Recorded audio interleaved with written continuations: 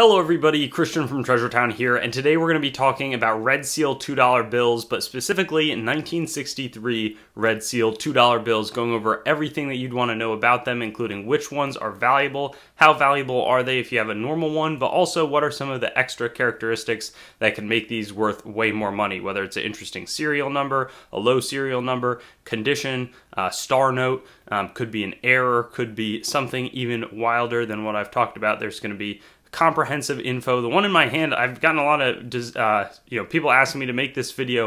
1928. This one's a little bit rarer, but there's also some super rare 1963 ones. You just have to know exactly what you have. So let's go right to my presentation.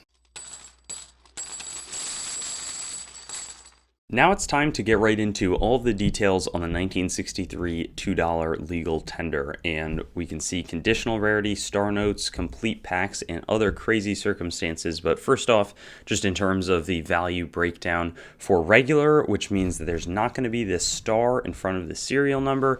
You can expect probably 3 for most that have been circulated.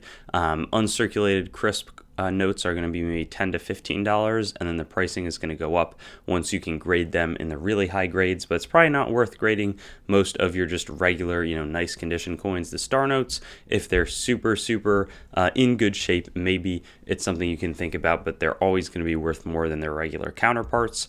In terms of this note, this is the most expensive 1963 legal tender, sold for $4,000 in 2012 and then only $1,600 in 2020. So again, something to think about. It's not like everything always goes up. In terms of some of the special scenarios, this pack of 100 notes, 200 face value, sold for about 5.8 times face value, 1,175 somebody bid, and then the star notes, somebody bid 4,700. So a much bigger value multiplier, but a pretty rare thing would also be all consecutive numbers. Here, in terms of some of the errors, I tried to get a few.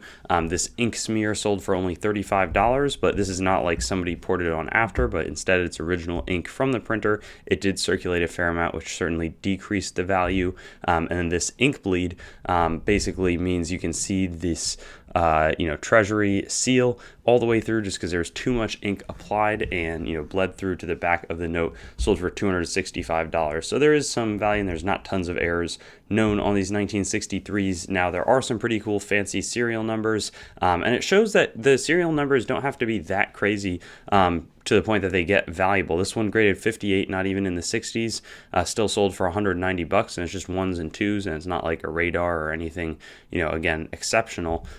This one, talk about a way to find some, interesting notes matchup. I don't even know if the person, after fees with Heritage and grading, would have been worth it, but they got the same serial number on bills from different series. One's a red seal, one's a green seal, sold for $65.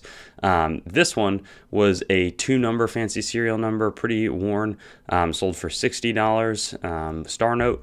And then here, a partial up ladder. I think this one's pretty cool, even though it's pretty circulated. So somebody plucked this out of circulation, certainly spent time being transacted with. 1, 2, 3, 4, 5, 6 star note, $2,000 find.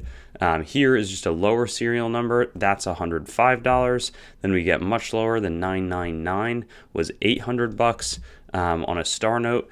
$250 for $375, and then $350 with the star note was $310, and this one was uncirculated. So not a huge jump there. Sort of all depends on what people are interested in. Finally, I just wanted to sort of show the ramp up. 34, very low serial, sold for $325, and then lastly this 8. So it's one of the all zeros and 1 digit, sold for $1,000. Star note, but very worn, and has some smears or like some stains on it.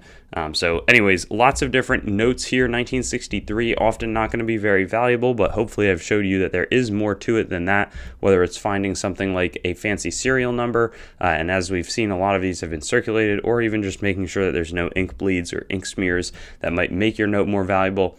A lot to look out for. Hope that you enjoyed this video, that was helpful in terms of understanding really what you've got if you have one of these 1963 Jefferson $2 legal tenders. They're abundant. They seem to be everywhere, but there are some that are worth more because of the little factors that make them rare. So really enjoyed learning more about this as I made the video itself, and I'll hope to see you on some future videos. Thanks for watching the video. I'd encourage you to like, comment, and subscribe to the channel to stay updated. I've also got Facebook, Instagram, and Twitter, so you can follow me there. TreasuretownYT.com is the main channel website. Definitely give that a visit. I've got a lot of information about me up there and the channel. CoinGrabBag.com as well currently redirects there, but it's some good opportunities for very fair grab bags, both made by me and other sellers. A lot of different options, so that's a good way to support. There's also TreasuretownCoins.com. In the future, my coin dealing operation will be done out of that website. CoinMeltPrice.com for updates on the melt prices of your coins, both US and world. A lot of resources in that website.